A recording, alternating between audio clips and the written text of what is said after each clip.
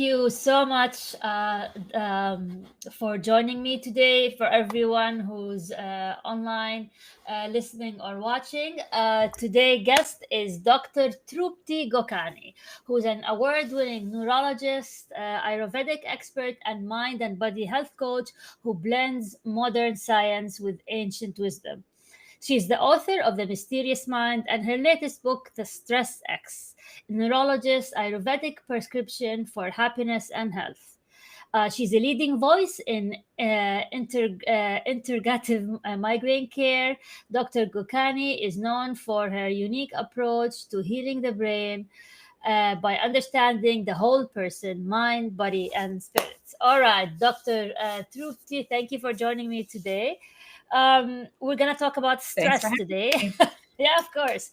Yes, today's Stress. stress. That's I know, and stress is such an important topic now that you actually like dedicated your life to studying it. And my question to you is, why stress? Why did you mm. dedicate so much time of your life and studying and writing about it? What compelled you to write a book about stress? So for many of us, and thank you for having me, Natasha. So for Of many of course. us, it's really like our own journey and our struggles that often lead us down a path that we don't even know is there for us. And so started with me in first year of medical school. I was struggling with sleep issues and I went to see a therapist, and the therapist asked me that pivotal question, are you feeling stressed? And Hmm. I answered with no. Even though I was a first year medical student, this is 30 years ago, I don't think I had even a basic idea what stress felt like, looked like, what it appeared, as when you're affected with stress. And yes, we know a lot more now than we did back then. Though at that time I was so stressed, and yet I had not even known that stress could show up in that way with sleep issues. And so now we know Hmm. that 75 to 90% of doctors' visits are due to stress related conditions. And being a physician and having that early interaction, I thought, I've got to study this and teach others how to understand how stress can show up within their Hmm. systems. Hmm. So, how do you define stress? So I think the simplest definition is when the demands placed on the individual are more than the individual can handle. And Okay. when you look at Dr. Hans Selye, who was a Hungarian endocrinologist from the 1920s, he was a father of stress. I studied a lot of his work, and he has very interesting ways of evaluating stress, the biological effect of stress on the body. He defined it in a very similar way. He said, when the demands on the organism are more than the organism can handle. And you just think about yourself. Whenever the demands placed upon us, and the demands aren't always external, they could be internal, right? Many times they're internal. Yeah. Yet when they're more than what our system can handle, that presents as stress. And then we can dig into Ayurveda and discuss how Ayurveda defines it even further. Hmm. So I'm sure you're aware of the book "The Body Keeps the Score," and how Love it. does I was talking with a friend of mine about it and how she felt that all of her mom's recent symptoms Yeah. was due to a family trauma that happened, and it showed as like physical symptoms. So how does stress exhibit itself in our body? And like I think I read somewhere like stress is the silent killer or something like this.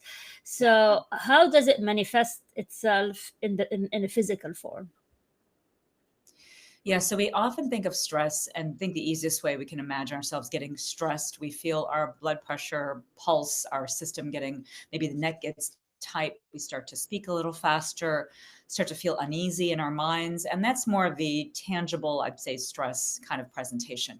There's that kind of hidden stress presentation, which is like the Body Keeps Score talks about. And I talk about that in my Stress RX book, is this idea that when stress is starting to show itself, it isn't obvious, it's often very subtle, and it shows up in what I call the subtle body, the energy body. And Western medicine doesn't really dig into energy. It's more Eastern medicine that really digs into that energy body. Western is very good at looking at your physical body, physical being, your labs, and saying, are you out of alignment with the physical exam and with your labs?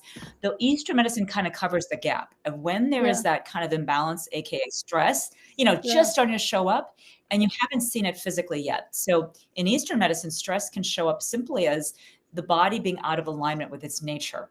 And we have Okay. three of these mind body types, which you can go into, and I can kind of give you a little bit of into that if we want to go into that. Yeah, please go ahead. Yeah. So in Eastern medicine, the easiest way to look at this in Ayurveda, which is Ayur means life and Veda is wisdom. So it's the wisdom of life, the wisdom of living, the wisdom of longevity. Okay. The idea of Ayurveda, yeah, I found it in medical school when I was struggling and I didn't think I was stressed. I said, well, okay, all the doctors are saying I'm fine, but I know I'm not fine. So I went to the Eastern medicine, I went to the bookstore back then. You know, we didn't have the internet and social media, so I had nowhere to go. And I thought, let me go to the bookstore. And I went to the self-help section. And this is where, as an author, why I've become so so passionate about reading books and writing books is because that was my tool. Though that was the tool that I had to discover myself. And I went to the self-help section, found these different books, and found this book by Deepak Chopra on Ayurvedic medicine. And Right. Ayurveda, the longevity science, is based on these 5 elements that we're made up of: air, space, fire, earth, and water. Okay. And in alignment, when we're in alignment with our nature, with those 5 elements, we feel good. Everything is good. We're sleeping well, moods are good, we're energetic. As soon as we get out of alignment with those elements, that's when stress starts to show up. So of the 5 elements, you have 3 types. The air space element type is more we call the vata, which I think of the band Earth, Wind, and Fire. So you think of that wind element, that moving, going, doing personality or person. You may be the vata type if you're one that likes to talk a lot, move a lot, go a lot. You're maybe a smaller frame. You're somebody that enjoys creative adventures. You enjoy thinking in a very very creative way. You're artistic, you're musical. Vata energy is that personality, we'll say.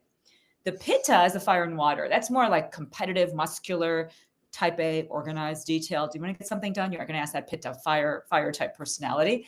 And then the earthy, the earth and water type is that kapha, bigger frame, more relaxed, isn't the one at the party talking to everybody, is the one kind of in the corner, maybe having a one-on-one conversation. You know, the vata is spinning around talking to people, the kapha is over having these deeper conversations, or in the kitchen cooking, because they love to be introspective, deep. And so the goal is to, number one, kind of get a sense of who were you at birth, and then get a sense of who you are now. And that disconnect, that actually in Ayurveda is the stress.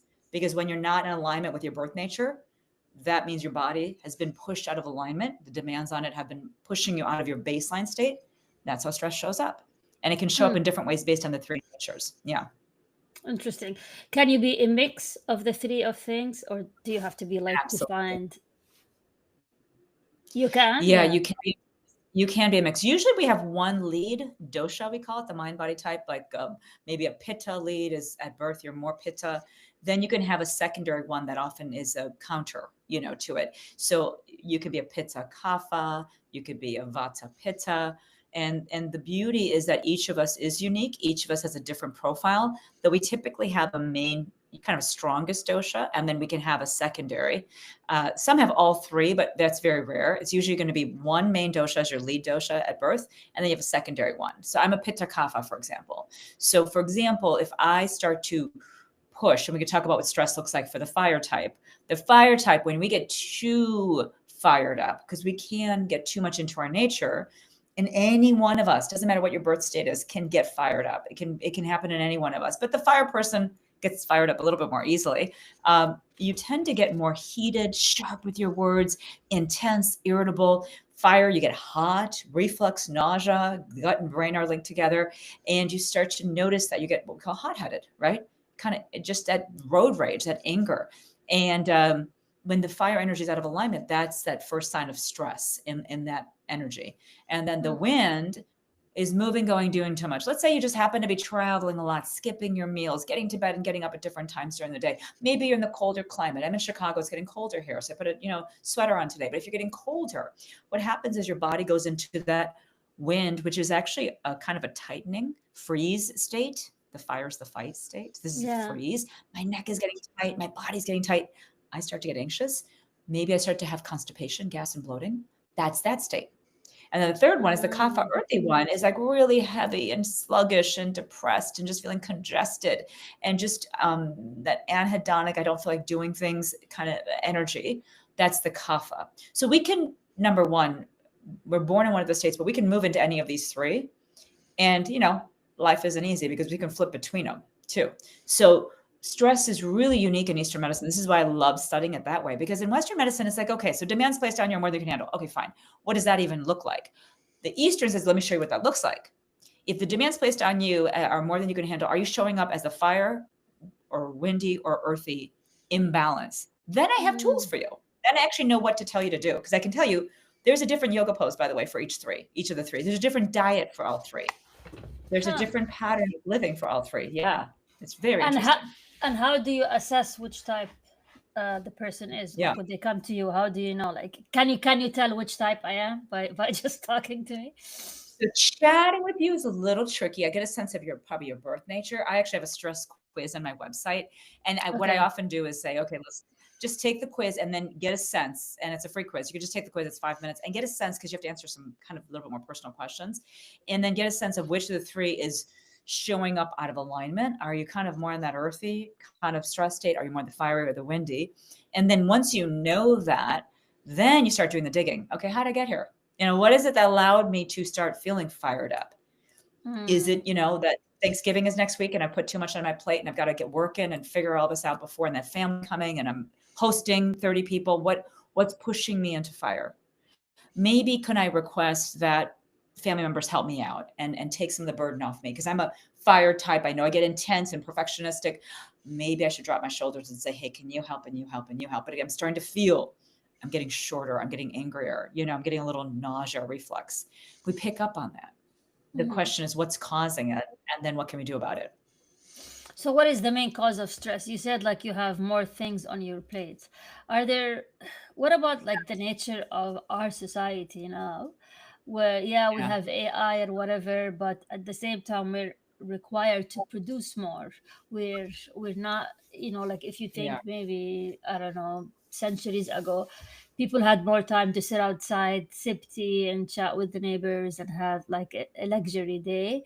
Now you rarely see this, right? People are always on the Mm-hmm. go, picking up kids, Yeah. making dinner. So, what do you think is the main cause of stress these days? So no question, everything you said is so spot on because we're in an environment where there is so much more, that is pulling us out of our quiet internal state. You think of you and I Yeah, growing up and yeah, what we had a few channels on the TV. We had the yeah, bookstore if we wanted to go read a book. There wasn't internet. There weren't cell phones. It was easy to get bored. I remember yeah, summers, right? Sitting by a tree and just feeling boredom. And I've asked people, yeah, have you felt bored? Like, when's the last time you felt bored? I actually asked my coaching clients this. When is the last time you felt bored? And I have clients that tell me, I don't even know what that feels like. I have 30-year-old clients that say, I don't even know what boredom feels like. I don't even know what that is, hmm, and it makes me sad because it's that on and off time that our society doesn't respect. And it's part of it is us. We choose to, with boundaries, let people into our off time. Part of it is that when you're in a work environment where you're working and they don't allow you to take a lunch break. In Eastern medicine, by hmm, the way, lunch is supposed to be the most important meal of the day. So just right before I got on this, I'm going to tell you, my husband's downstairs working, and he tends to have, because it's not him, the company he works for, sometimes schedules meetings during lunch. And I was making my lunch. I knew I was going to come and chat with you, and I thought, let me make sure I sit down and eat my lunch. Now, thankfully, I had made a big, pot of soup yesterday, vegetable soup, and I said, okay, let me just warm that up and have some. And I noticed he wasn't coming out of his room. And I said, let me just go take it to him. And honestly, I can see he's like, oh, thank you. I'm so hungry. The environment doesn't even allow sometimes for us to take a break. So, yeah, one of the things we need to do for the survival of our well-being is to start setting stronger boundaries. And I've done that. I've done it. And I've had a lot of people resist. I had a clinic where I was doing migraine work, as we talked about. I would inject patients, with, if they got into a migraine cycle, I put injections in their neck. And oftentimes they could only come in during their lunch break, to get the injections. And at some point I said, I am just running ragged. I was going all day, seeing patients in the morning, doing the injections during lunch, quickly grabbing something to eat and then going right to the next patient. And I started saying, I'm not going to do any patients between 12 and 1. And I'm going to tell you, the patients were not happy with me. Like, well, how do I get my injections then? I said, well, I'm willing to stay a little bit later after work today. If you really need it to be happening today, if I can't fit you in, but I'm going to take that lunch break. And what was fascinating with that is as I started to set boundaries, I gave others the opportunity to do the same. And I think it's a really hmm, important thing that we need to teach other people is that it's okay to self-care. It's okay to say no, because I'm giving you the opportunity to do the same. And hopefully you'll do the same when you notice someone's pulling you out of your lunch time and you say, no, I'm going to sit down and have lunch. And something like that, because I'm really into the gut brain connection. So the model I use is called the 3-brain model. When we look at how do we fix those imbalanced states, the 3-brain model is how do we shift. The first brain is how we think. How do we shift how we look at the world and our program and our belief system about the world around us, and how can we change the way we view stress and and interpret stress. That's step one. Second step is the enteric nervous system, is the feeling. You mentioned when the body keeps score. How do we connect with our emotions and our feelings around things and allow ourselves to process? And that does take quiet. That is where if you have just 5-10 minutes of quiet and a journal and a pen and paper, how was my day? And just writing through, gosh, what did that day feel like for me? What were my emotions around that situation or that person I spoke with? And just letting the emotion come to surface. And the third brain is the microbiome, the gut brain connection. And what often happens is because we're not having our lunch, we're not sitting down to eat our meal. The microbiome, it takes time. It's not going to happen right away. It's years of imbalance, years of skipping those lunches, years of just eating kind of things that don't align with you, that eventually leads to, unfortunately, some real challenges, leaky gut, we call it. And when the gut is imbalanced that way, you can start to get the leaky brain. You can start to get neurodegenerative symptoms like ALS and Parkinson's. And, Parkinson's disease, 20 years before the first symptom of Parkinson's disease is constipation. So we should be paying attention to the gut and our minds 20 years prior than having the disease, Interesting. You mentioned that in Eastern culture, lunch is the most important meal of the day or the main meal of the day. I grew up having lunch. I mean, I grew up in the Middle East, and it was the main meal of the day. Now, like 20 years in the US, dinner is the main meal of the day. And honestly, I don't like it. Like, I think it Terrible. makes more sense to have the Doesn't it? big, yeah, to have the big Yeah. meal. Like, and it's Yeah. not at noon, it will be like around 2 p.m. And you'll have the big meal, and then Yeah. for dinner you would have like a snack, right? Like something really small. Like sometimes you'll have like cucumbers with like Yeah. whatever with cheese. Cup of soup. But why? How did we? What Yeah. in terms of medicine? Why is Yeah. it And more? it's Yeah. Why do you think it's more beneficial to have the main meal during lunch rather than dinner? there's actually really a good understanding about this. And it has to do, if you think about ancient medicine, a lot of the ancient medicine thinkers, be it if you're in Chinese medicine, homeopathy, you're looking at Ayurvedic medicine, any of these ancient practices and philosophies believes in this importance of circadian medicine. And circadian medicine is all about, and homeopathy is all about aligning with the rhythm of the nature and yourself and bringing yourself back into connection, not only with your own nature, yet with the nature of the world around you. So for example, when the sun rises in the morning, idea is that sun is rising, we start to kind of make some cortisol and your eyes open up. And that's the highest amount of cortisol you'll make ideally when you first wake up in the morning. And then as the sun is dropping, the cortisol drops and drops and drops until you get to close to evening time when you start to make melatonin and feel sleepy. Well, ideally, when the sun's at its peak, which is right around noon, your gut is making the most digestive enzymes. You're making the highest amount of hydrochloric acid. And there's even been studies looking at if you eat your biggest meal, before like 3 o'clock, and you eat most of your caloric consumption before 3, you're more likely to be healthier and lose weight than if you ate later in the day, simply because your gut is optimally going to digest when the sun's at its peak in those hours between basically 10 to 2, ideally. So around 12 to 1, you want to try to get that hunger signal to be active and feel hungry. That's the hypothalamus in the brain talking to you, saying, go eat, not ignore it and sit down and eat. So it has to do with the sun, the circadian pattern. And then it also has to do with this idea that when you are most active during the day, you're more likely to utilize, right, the calories. So later at night, when you eat a big meal, we all know we kind of relax then. You sit down, you're more complacent, as you should be. And so the 10 to 2 windows we call the pitta, the fire time. And that is the time where the Agni, the fire, is the strongest. And then between like 6 and 10 is the kapha time. It's the earthy time. So we actually just we slow down our digestion naturally. We're just kind of slowing down. And so if you eat a huge meal like 7 o'clock at night, likely is that it's probably not going to get digested very well, especially if it's animal protein. Yeah. Vegetarian protein, vegetable protein can get digested easily, but animal protein is going to be really hard. And then you throw a glass of wine with that. You know, a lot of people go out to eat and they have a glass of wine with their heavy meal. And that is what, over the course of time, you may not feel it right away. This is subtle. This is working on the subtle body. Over the course of time, you start to notice, gosh, I'm starting to get sleep issues, or I'm starting to get hot flashes as women, or my hormones are off. Why am I feeling so off? It's because of those lifestyle changes. Hmm. Okay, I want to talk about the view of Eastern versus Western medicine and the FDA and all of that, and the skepticism around Eastern medicine, especially in the Sure. US. And I feel like more countries are more open to Eastern medicine. I think like Mexico and other places.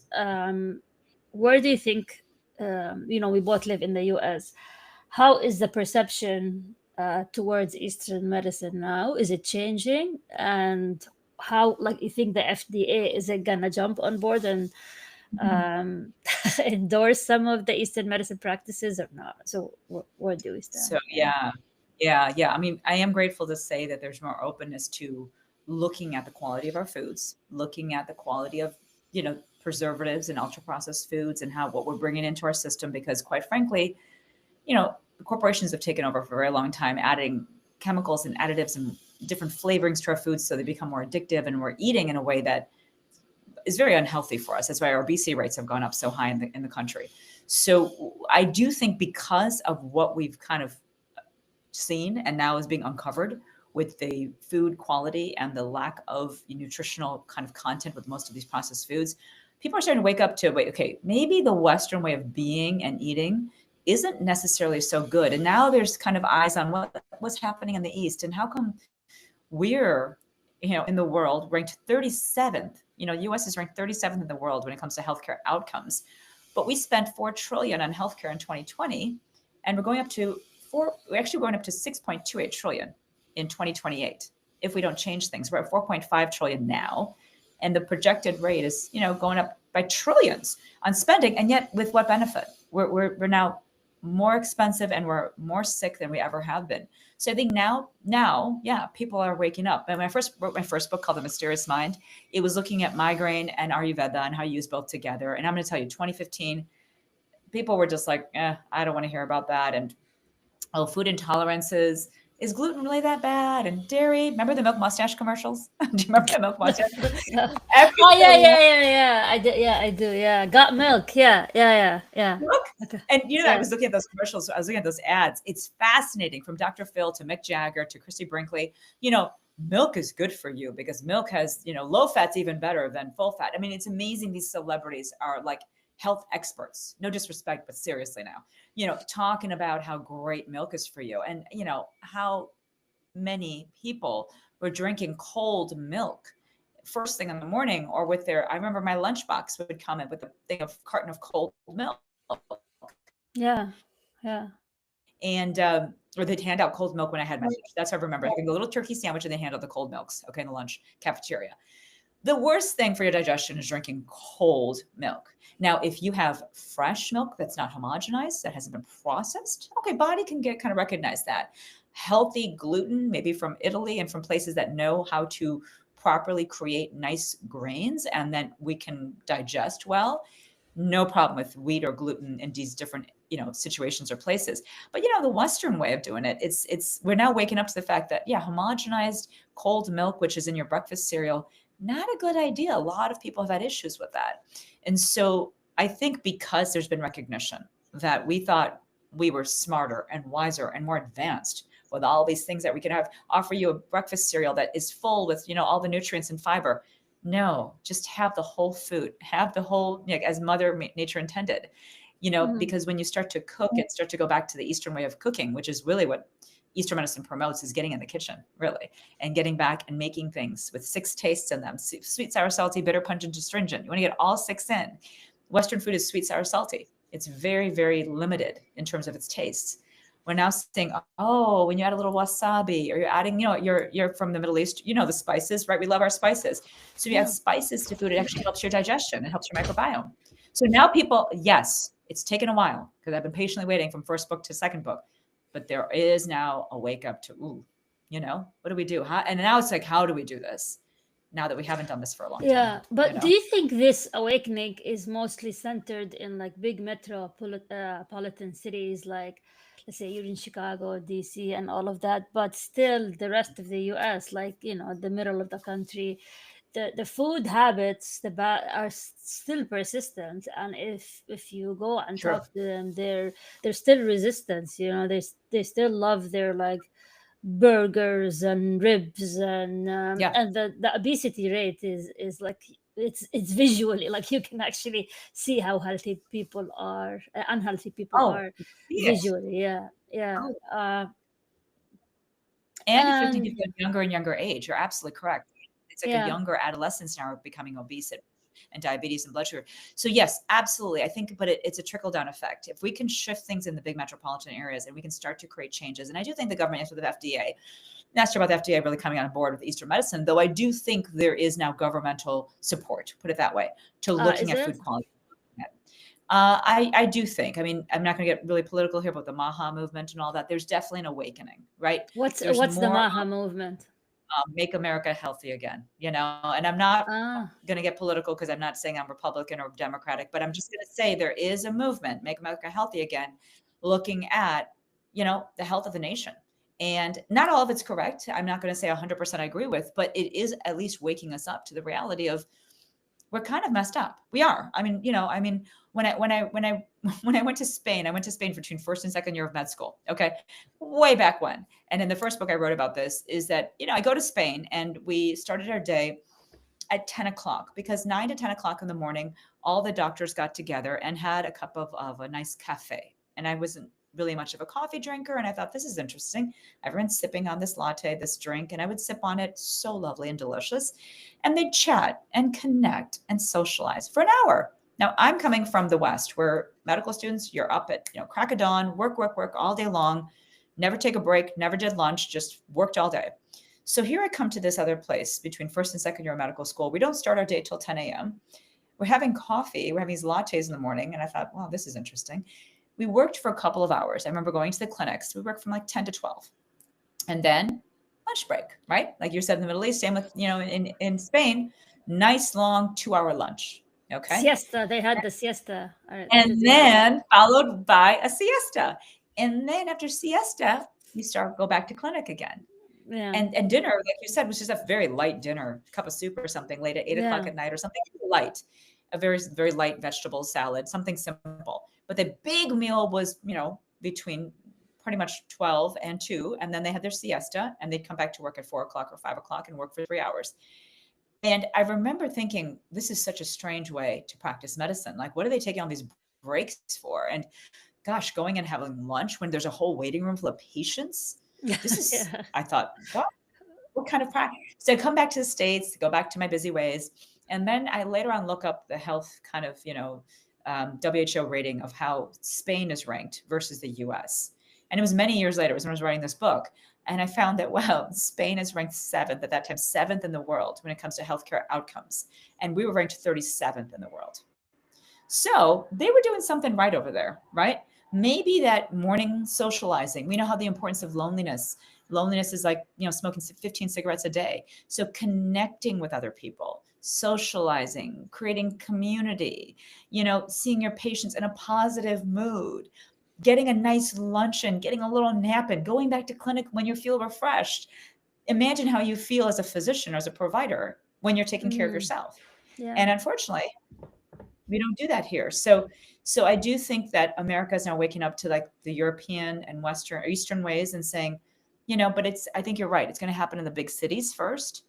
And then I do believe if we can create shifts, this can trickle down. And I hope the physicians really hear this because at the end of the day, they're the ones prescribing the GLP-1, the obesity medications and all these medications that can give us the reduction in weight. And yes, they can improve cardiovascular mortality and all that. Though healthy lifestyle can do that too. And we don't want to just choose the fancy injectable that costs hundreds of dollars a month. And yes, I understand the slashing the prices and all that, but let's go back to what the ancients said. So it's an interesting time. Do you get criticized for educating people about this? Like, do you have people say, like, oh, this is, it's not I mean, not studied outwardly. I enough. think I've been, Yeah. yeah. You don't get that. What about like comments on your book on like Amazon, or people are very opinionated these days. Do they come after you You when know, it comes?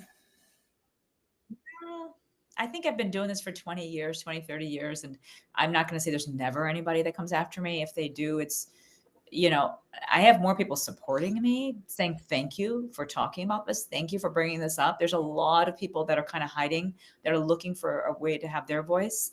And if anything, I've gotten more comments like, thank you for allowing me to have my voice and talk about this, because I believe exactly what you're saying. I don't like to be on these things. I don't like my doctor adding one medication after another. I'm looking for solutions. I asked my doctor, they don't give me any answers. Thank you for giving me something else to look at. I get more of that than I do the other. And maybe the others just don't want to bother with me because I've been doing this for so long. Mhm. And I welcome it. I think that the louder the voice, you're going to get some criticism, and I'm okay with it. I think I've stopped really caring what people think a long time ago, because I know it works for me. I know it's worked for my family. My daughter is actually the subject of book one, to be honest with you, because she was getting headaches at a very young age, and she had a gluten intolerance. But this is, back in 2007, and nobody thought gluten was, not good for you. Everyone thought gluten, if you remember, they would say the whiter the bread, the faster you were dead. Like, we'd eat dark bread, heavy gluten bread was supposed to be the food pyramid that, was grains, breads, pastas was the base of the food pyramid, was like healthy eating. Mm. Now we Mm. realized, my goodness, you can't have that many carbs. Your blood sugars will go up. You're having intolerances now. So I just kind of went AMA, against medical system, back in the day when I thought, I cannot give my daughter who has headaches prescription medications. I want to get to the source of this. And I did some testing early on and found that she had a gluten intolerance. And I took her off of the wheat and put her on some probiotics at the time and some Ayurvedic herbals. And her digestion and headaches improved, and everything was, and she's now in her 20s, no headaches, no migraines. So she's one of many. Then I tested my patients, and then I did some studies and looked at 500 patients and found so many people had a dairy and gluten intolerance. And then just kind of found that, if patients are improving, I really don't care what people say, because I have patients that are improving. And you can say whatever you want, but you haven't been in my shoes to see what I've seen. And I think that I just, I don't get a lot of scrutiny, thankfully. But I'm open to hearing feedback. I'm very open to hearing. If someone wants to take a prescription medication, I'm not against it either, though. I want to make sure that's clear. It's not that I'm anti vaccines or anti medications or anti Western. I want people to do this with complete understanding of there are other choices that they can implement in addition to those. Mhm. So to not make sure you're eating a healthy diet and managing your stress and you're just relying on the pharmaceuticals, that's where there's a problem. That's where I think it's a problem. Yeah, I think this is a good segue for my question, which is, I'm playing the devil's advocate here. What if Yeah. we push the Eastern medicine, and that would be on the expense of Western medicine, that is life saving in many instances? And if people just want to reject that and they say, no, I'm going to go back to nature, what Mother Nature wanted, and like being very suspicious of the latest innovation in medical Western technology, then do you think they might risk um, Putting hurting themselves, themselves, or putting themselves yeah. in danger? And then, for example, I'm not sure if you've seen that Netflix documentary Apple Cider Vinegar, Oh, which is yes. Okay. based on a true story. Wow. So Yes. that she Yes. was like pushing all the natural food to heal cancer, and then it turned out to be that she didn't even have cancer, and some people followed her advice and the result was not successful. So how would you answer to somebody like me coming with that question? Yeah, and it's important because we have so many influencers on social media. In fact, there's a lot of influencers out there I don't agree with that are in my space, and that I don't agree with, meaning that they don't have the training. I'm a board certified neurologist that studied Ayurvedic medicine, that's also studied functional medicine. I'm very different than most other people talking about this because I have the Western medicine in my back pocket. I understand Western medicine. Most people that are talking about, natural medicine or natural healing don't have that. So I will say, my comfort with it is because of my background and my training, that I kind of can gauge, hey, you know what, you're having these chronic, difficult to treat symptoms. A little magnesium isn't going to be the simple answer for you. You may need to take this prescription daily medication or this as needed medication to break your cycle of pain or whatever you're kind of struggling with. So I have the ability to go and look at both. So I'm glad you brought this up, because I think people need to be very, very careful with who they're trusting and make sure the individual that they're listening to has not only had a lot of the influencers have the experience themselves. They say, oh, I struggle with this and this is what worked for me. That's just what worked for them. That doesn't mean it's going to work for any other person out there that's, that's struggling with the same symptoms. So I would be very cautious of working with following someone that said, this is what worked for me. That's not the way you teach these concepts. You say, what has worked for the masses and what's worked for the last 5,000 years? And I'm going to get to know you first. I'm not going to just give you a blanket statement that everyone should take this probiotic or everyone should take this vitamin D supplement. I need to know you, your specific. We talked about the energies. Are you kind of the windy, fiery imbalance? And then what are your current symptoms? And then how much change can you make? Because, some people will say, listen, all I want to do is change my diet. I do not have time to add yoga, meditation, do anything else. Great. How about we change this in your diet, getting to know your physiology? For example, if you're the windy type, one simple example, windies are moving, going, they get kind of that freeze, cold state. You don't want to have cold foods. So if you're the windy type, a simple suggestion would be do warm foods. Stop having the salads, especially this time of year. Cooked, warm, I had a big cup of soup for lunch, right? Soup, warm tea is what I'm sipping on right now. Warm liquids, no cold, iced lattes from Starbucks. You got to have warm cooked foods. So I'd say, okay, start with that. And you know what? Since your system, if someone is really out of alignment, I would say, since your system is this activated, I'm going to then recommend you take this prescription or consider this prescription for you, or talk to your doctor about that. So it's balancing it. And the person has to know that they shouldn't just trust, and they should say, well, I may need a pharmaceutical, but I could also do these changes here, and make sure that whoever they're trusting is somebody that is taking care of lots of individuals, either has worked with patients themselves, has worked with lots of coaching clients. I say minimum 5 to 10 years. I would look for really expertise in this, and that, don't just go follow what someone says on Instagram. I think you just have to be so careful with that. And there's a lot of people just trying to sell a product out there. A lot of people saying, oh, this is the best. And I've made products. I've created Ayurvedic products, and I had a nutrient blend for migraine. I studied it so long. I spent so much time looking at every single ingredient, which kind of magnesium was better, which kind of B vitamin was better, was Petadolix better than, milk thistle. I was studying it in my patients. Then after years, it was like 7 years of studying it, then I put the product together. So, just buying a supplement or buying something, that's where we get into trouble. And that's where people say it doesn't work. And then most importantly, if you have something like cancer, God forbid, something that's life-threatening, just relying on, that's what apple cider vinegar, she was talking about her cancer. That is a scary situation, because you want to make sure you don't just go trust a charlatan, someone that doesn't know what they're talking about. And I think the best way of gauging that is getting their history. How many people have you treated with this condition? Cancer is very tricky. I would say when you get to, in Ayurvedic medicine, when you get to a certain stage of disease, like let's say you've had, lupus for 5 years, or you've had heart disease for X number of years, reversing at a certain stage, there's like 6 stages of disease. When you get to like the 3rd and 4th stage, just taking the herbals and doing the Ayurvedic treatments like the massages or yoga isn't going to be enough. There needs to be other intervention there. So that is something that we as practitioners need to tell the client or the patient. That patient can't figure that on themselves, Yeah. Okay. I'm gonna switch gears here, and I'm gonna talk a bit about your publishing journey. Yeah. When you published your first book, did you get an agent or did you self-publish? What was your publishing journey like?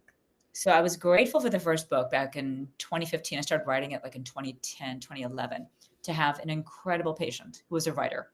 And she said, I would love to work with you. I think you need to write everything you're saying in clinic into a book, because I was incredibly vata. I talk fast. And she said, you talk so fast. And in these clinic visits, especially if someone has a migraine, how much can you absorb? She said, can you start writing this down in chapters, and I'll help you write a book. So she was amazing. Silver Tree. The book she helped me create, Mysterious Mind, became her first book for her publishing company, Silver Tree Publishing. So it was really cool because Okay.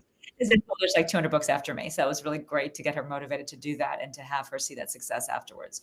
So she was incredibly diligent, would get me to write my thoughts and ideas in a very cohesive way. So it was a nice back and forth. I'd throw a chapter her way. She'd help me edit it. We'd come up with these ideas. And then I self-published, and technically, she created the publishing company with me, but kind of self-published on Amazon through CreateSpace.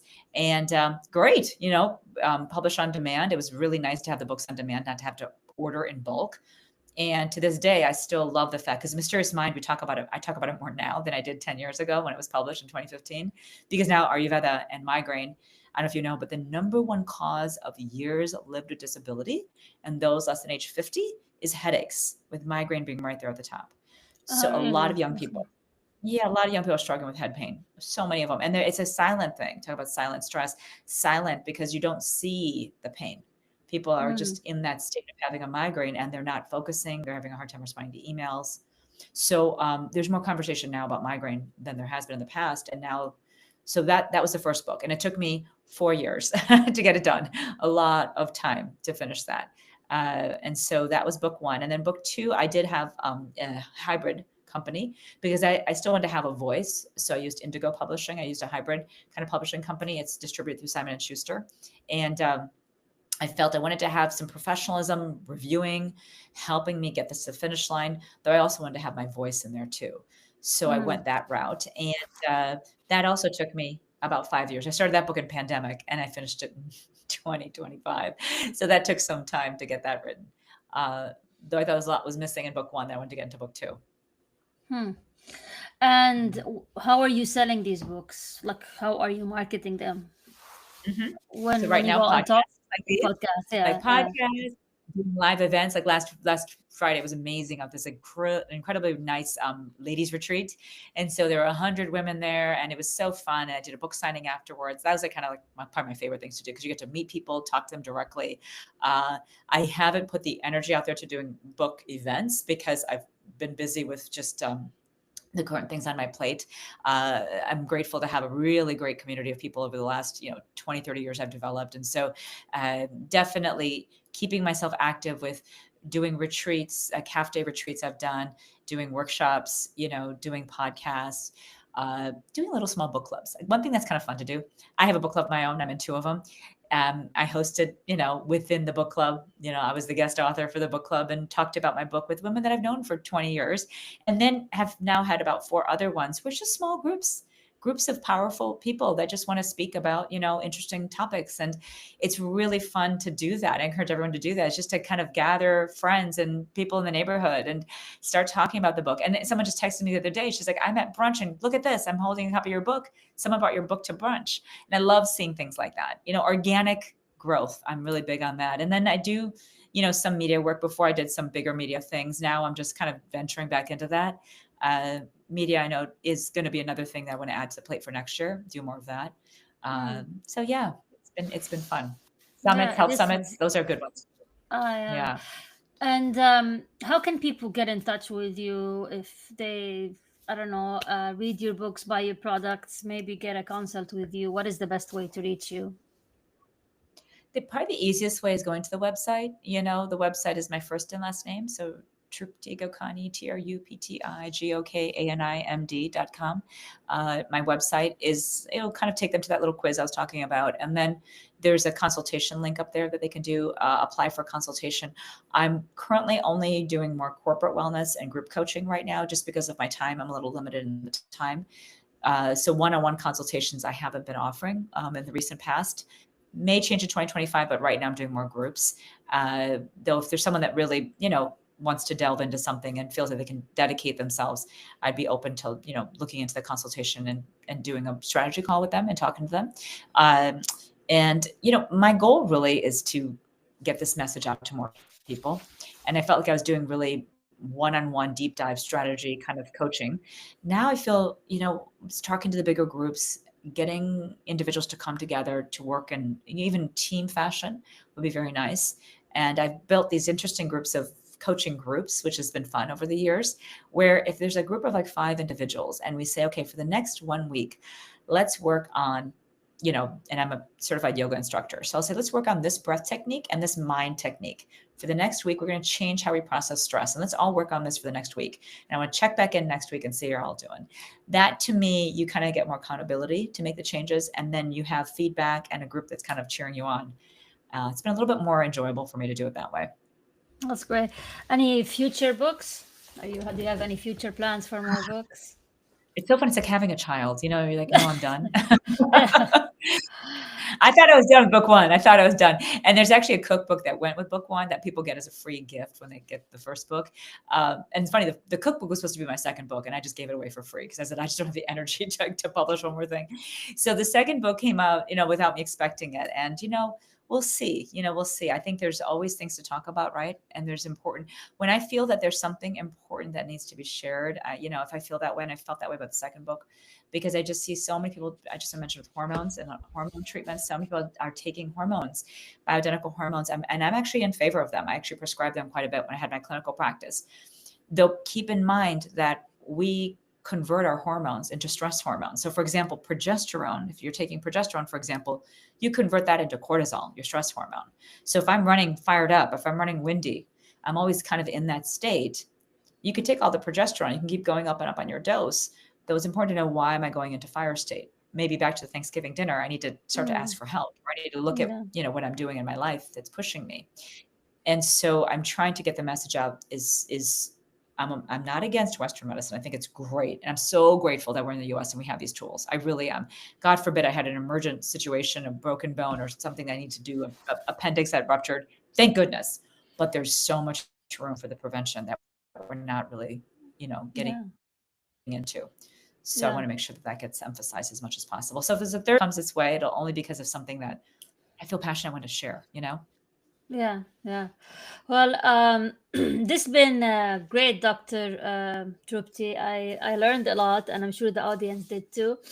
And for anyone who's listening or watching, please feel free to reach out to Dr. Trupti. Check out her books. They're all on Amazon. And thank you again for joining us for another episode of Read and Write with Natasha.